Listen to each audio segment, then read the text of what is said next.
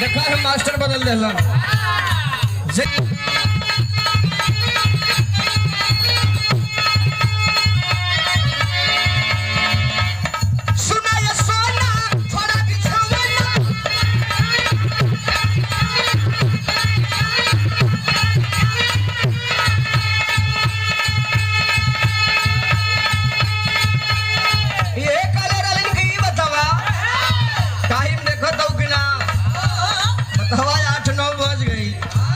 दुनिया जाके खेत में धान काटे के चदरा ओढ़ के सुतल हो।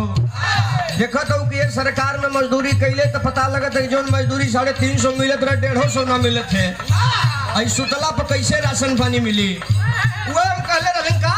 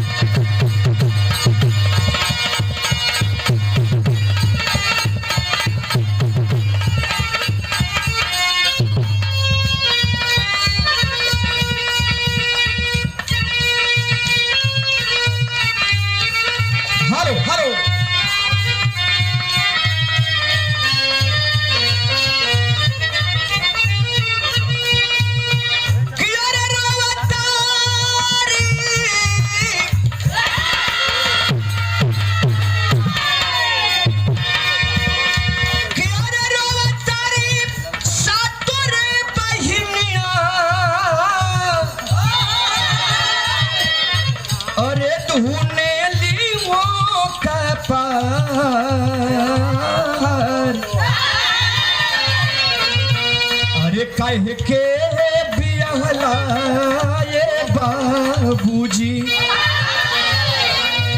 अरे कह के बिहला ये बाबूजी